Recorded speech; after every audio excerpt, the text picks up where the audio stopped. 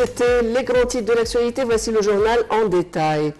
Le Premier ministre et président du Conseil national pour le changement climatique, Dr Moustapha Madbouli, a lancé la stratégie nationale pour le changement climatique en Égypte 2050. Ceci a eu lieu lors de la célébration qui a été organisée par le ministère de l'Environnement en présence de plusieurs ministres égyptiens, des responsables onusiens, des ambassadeurs accrédités en République arabe d'Égypte, des représentants de missions organisations internationales. Le point.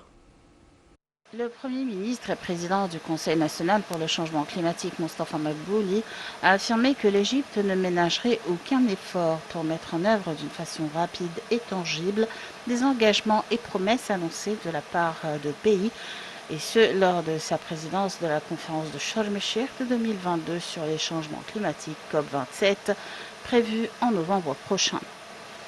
Ces propos ont été tenus par Madbouli en lançant la stratégie nationale pour les changements climatiques en Égypte 2050, en présence de plusieurs ministres égyptiens, des responsables onusiens, des ambassadeurs et des représentants de missions et organisations internationales.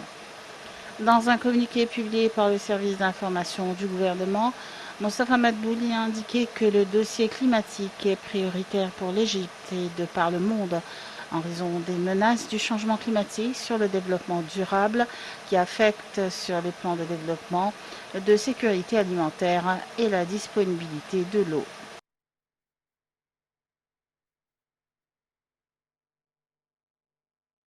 Suivant les directives du président de la République, le ministère de l'Intérieur a décidé de poursuivre les activités des centres d'approvisionnement MN relevant du ministère jusqu'à la fin de l'année. Ces centres fournissent des produits de première nécessité aux citoyens à des prix abordables. Le ministère de l'Intérieur a décidé également de coordonner avec les chaînes commerciales dans le cadre de l'initiative Kulluna Wahed jusqu'au 1er juin. L'acteur, la grande star Samir Sabri est décédé aujourd'hui à l'âge de 86 ans après un long combat contre la maladie. Samir Sabri avait à son actif des dizaines de films, de feuilletons et de pièces de théâtre. Il était donc aussi un animateur remarquable et notamment, il a présenté notamment le célèbre programme télévisé Al-Nadi Al-Dawli ou le Club international. Un hommage à Samir Sabri. Samir Sabri avait souffert au cours de la dernière période de plusieurs problèmes de santé ayant nécessité son hospitalisation. Il aurait quitté l'hôpital après les vacances de l'Aïd.